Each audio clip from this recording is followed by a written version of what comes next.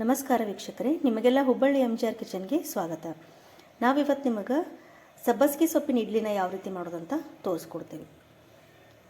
ಇಲ್ಲಿ ನಾವು ಇದನ್ನು ತಟ್ಟೆ ಇಡ್ಲಿ ಸ್ಟ್ಯಾಂಡಿಗೆ ಹಾಕ್ಕೊಂಡಿದ್ವಿ. ಹೀಗಾಗಿ ದೊಡ್ಡದಾಕತ್ತೆ ಇಡ್ಲಿ ಅಂತೇಳಿ ಟಿಫಿನ್ ಬಾಕ್ಸಿಗೆ ಹಾಕೋ ಸಲುವಾಗಿ ಈ ರೀತಿ ಟ್ರಯಾಂಗಲ್ ಶೇಪ್ನಾಗ 1/4 ಆಗಿ ಕಟ್ ಮಾಡ್ಕೊಂಡಿವಿ. ಇಲ್ಲಾಂದ್ರೆ ನೀವು ಹಂಗೆ ಎಡೆದಾಗಿ ತಟ್ಟೆ ಇಡ್ಲಿನ ಯೂಸ್ ಮಾಡ್ಬೋದು, ಅಥವಾ ನೀವು ಸ್ಮಾಲ್ ಸೈಜ್ ತಟ್ಟೆ ಇಡ್ಲಿ ಸ್ಟ್ಯಾಂಡ್ ಇರುತ್ತಲ್ಲ ಆ ಇಡ್ಲಿ ಸ್ಟ್ಯಾಂಡಿಗೆ ಆದರೂ ನೀವು ಇದನ್ನು ಹಾಕೋಬೋದು. ಭಾಳ ರುಚಿಯಾಗಿ ಬರ್ತಾವೆ. ಇದಕ್ಕೆ ಚಟ್ನಿ ಕೂಡ ಬೇಕಾಗೋದಿಲ್ಲ. ಆಮೇಲೆ ಟಿಫಿನ್ ಬಾಕ್ಸಿಗೆಲ್ಲ ಹಾಕೋಕೆ ಭಾಳ ಈಸಿ ರೆಸಿಪಿ ಇದು. ಹಾಗಂದ್ರೆ ಇದನ್ನ ಯಾವ ರೀತಿ ಮಾಡೋದಂತ ಈಗ ನೋಡೋಣ ಬರ್ರಿ. ಈಗ ಸಬ್ಬಸಿಗೆ ಇಡ್ಲಿ ಮಾಡೋಕೆ ಇಲ್ಲಿ ಒಂದು ಕಟ್ ಸಬ್ಬಸಿಗೆನ ಸೋಸೆ ಸಣ್ಣದಾಗಿ ಹೆಚ್ಚಿ ತೊಳೆದಿಟ್ಕೊಂಡಿವಿ ಈ ರೀತಿ. ಆಮೇಲೆ ಒಂದು 2 ರಿಂದ 3 ಉಳ್ಳಾಗಡ್ಡಿ ಸಣ್ಣದಾಗಿ ಹೆಚ್ಚಿಟ್ಕೋಬೇಕು. ಒಂದು 4-5 ಹಸಿಮೆಣ್ಸಿನ್ಕಾಯಿನ ಹೆಚ್ಚಿಟ್ಕೊಂಡಿವಿ. ಇಲ್ಲಿ ನೀವು ಹಸಿಮೆಣ್ಸಿನ್ಕಾಯಿ ಹೆಚ್ಚಿಗೆ ಯೂಸ್ ಮಾಡ್ಬೋದು, ಅಥವಾ ಹಸಿಮೆಣ್ಸಿನ್ಕಾಯಿ ಪೇಸ್ಟು ಯೂಸ್ ಮಾಡ್ಕೋಬೋದು. ಇಲ್ಲೇ ಇಡ್ಲಿ ಹಿಟ್ಟು ರೆಡಿ ಐತಿದೆ. ಇಡ್ಲಿ ಹಿಟ್ಟಿಗೆ ಉಪ್ಪು ಸೋಡಾ ಹಾಕಿ ಕಲಸಿಟ್ಕೊಂಡಿವಿ. ಫಸ್ಟ್ ಇದನ್ನು ಕಡಲೆಬೇಳೆ ಉದ್ದಿನಬೇಳೆ ಒಗ್ಗರಣೆ ಕೊಟ್ಕೊಂಡಿವಿ. ಸಬ್ಬಸಿಗೆ ಪಲ್ಯಗೆ ಒಂದು ಬಾಳ್ಗೆ ಒಳಗೆ ಒಂದು 3 ರಿಂದ 4 ಸ್ಪೂನು ಎಣ್ಣೆ ಹಾಕ್ಕೊಂಡು, ಎಣ್ಣೆ ಕಾದ್ಮೇಲೆ ಅದಕ್ಕೆ ಸಾಸಿವೆ, ಜೀರಿಗೆ, ಕಡಲೆಬೇಳೆ, ಆಮೇಲೆ ಉದ್ದಿನಬೇಳೆ ಇದನ್ನಿಷ್ಟು ಹಾಕಿ ಒಗ್ಗರಣೆ ಹಾಕಬೇಕು. ಸ್ವಲ್ಪ ಕೆಂಪಾದ್ಮೇಲೆ ಹಸಿಮೆಣಸಿನ್ಕಾಯಿ, ಉಳ್ಳಾಗಡ್ಡೆ ಹಾಕಬೇಕು. ಇಲ್ಲಿ ನೀವು ಬೇಕಂದ್ರೆ ಇಲ್ಲಿ ಡ್ರೈ ಫ್ರೂಟ್ಸ್ನ ಯೂಸ್ ಮಾಡ್ಕೋಬೋದು. ಬೇಕಾದ್ರೆ ಆಮೇಲೆ ಈಗ ಸಬ್ಬಸಿಗೆ ಸೊಪ್ಪು ಹಾಕೋಣ. ಸ್ವಲ್ಪ ತಾಳಿಸ್ಕೋಬೇಕಷ್ಟೆ, ಹಸಿ ವಾಸನೆ ಹೋಗೋವರೆಗೂ ತಾಳಿಸ್ಕೋಬೇಕು. ಪೂರ್ತಿ ನಾವು ಪಲ್ಯ ಹೆಂಗೆ ಮಾಡ್ತೀವಿ ಆ ರೀತಿಯಾಗಿ ಮಾಡ್ಕೋಬೇಕಾಗಿಲ್ಲ. ಸ್ವಲ್ಪ ಹಸಿ ವಾಸನೆ ಹೋಗೋ ಮಟ್ಟ ಸ್ವಲ್ಪ ತಾಳಿಸ್ಕೊಂಡು,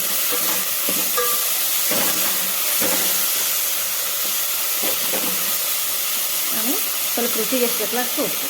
ಅಲ್ಲಿ ಇಡ್ಲಿ ಹಿಟ್ಟಿನಾಗ ಉಪ್ಪು ಹಾಕ್ಕೊಂಡಿರ್ತೀವಿ, ಅದಕ್ಕೆ ಇದಕ್ಕೆ ಸಬ್ಬಸಿಗೆ ಸೊಪ್ಪಿಗೆ ಎಷ್ಟು ಬೇಕಲ್ಲ ಅಷ್ಟು ಉಪ್ಪು ಹಾಕೊಂಡಿರ್ಬೇಕು.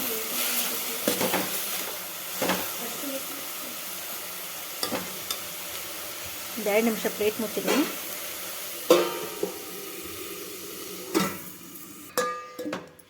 ಇಷ್ಟು ಸ್ವಲ್ಪ ಬೆಂದ್ರೆ ಸಾಕಿದೆ. ಯಾಕಂದ್ರೆ ಮತ್ತೆ ಇಡ್ಲಿ ಹಿಟ್ಟಿನಾಗ ಹಾಕ್ತೀವಲ್ಲ, ಮತ್ತೆ ಅದು ಬೇಯ್ತೈತಿ.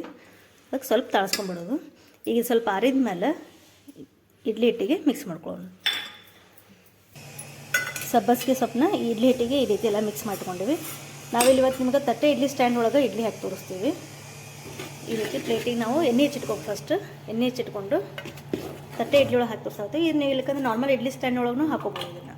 ಅದನ್ನು ನಾವು ಇಲ್ಲಿ ಟಿಫಿನ್ ಬಾಕ್ಸಿಗೆ ಹಾಕತ್ತೆ ಅಂದ್ಕೊಳ್ಳಿ ತಟ್ಟೆ ಇಡ್ಲಿಗೆ ಹಾಕಿ ಅದನ್ನು ಟ್ರಯಾಂಗಲ್ ಶೇಪ್ನಾಗ 4 ಪೀಸ್ ಕಟ್ ಮಾಡಿ ಹಾಕಕತ್ತೀವಿ.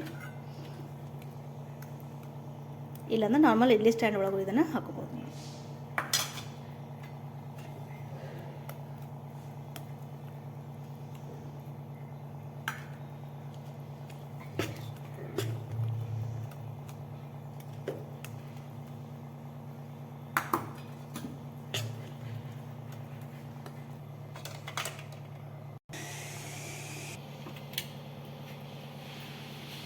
ಒಂದು 10 ನಿಮಿಷ ಹಬೆ ಒಳಗೆ ಬೇಯಿಸ್ಕೋಬೇಕು ಇವನು ಇಡ್ಲಿನ.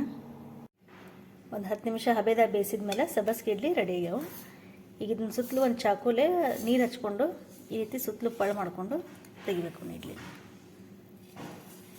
ಈ ಸಣ್ಣ ಇಡ್ಲಿ ಆದರೆ ಜಲ್ದಿನ ಸ್ಪೂನಲ್ಲಿ ತೊಗೊಂಡ್ಬಿಡ್ಬೋದು. ಇದನ್ನೆಲ್ಲ ಫುಲ್ ಸುತ್ತಲೂ ಅದನ್ನೆಲ್ಲ ಬಿಡಿಸ್ಕೊಂಡು ಆಮೇಲೆ ಅದನ್ನ ತಟ್ಟಿ ಡಬ್ಬ ಹಾಕೊಂಡ್ಬಿಟ್ರೆ ಬರ್ತದೆ ಇಡ್ಲಿ.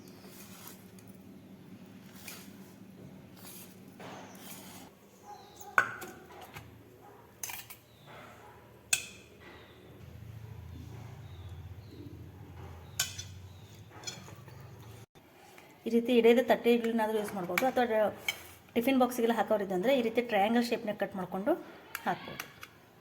ಇದ್ರೊಳಗೆಲ್ಲ ಉಪ್ಪು ಖಾರ ಹಾಕಿರ್ತೀವಲ್ಲ, ಅದಕ್ಕೆ ಹಿಂಗೆ ಚಟ್ನಿನೂ ಬೇಕು ಅನಿಸೋದಿಲ್ಲ. ಬೇಕಾದ್ರೆ ನಿಮಗೆ ಇಷ್ಟ ಆದ ಯಾವ್ದಾರು ಚಟ್ನಿನ ಮಾಡಿಕೊಂಡು ತಿನ್ಬೋದು ಇದನ್ನೇ. ಈಗ ರುಚಿಯಾದಂಥ ಸಬ್ಬಸಿಗೆ ಇಡ್ಲಿ ರೆಡಿ ಆಗ್ಯಾವು. ಈ ರೀತಿಯಾಗಿ ನೀವು ಒಮ್ಮೆ ಸಬ್ಬಸಿಗೆ ಇಡ್ಲಿನ ಟ್ರೈ ಮಾಡಿ ನೋಡಿರಿ.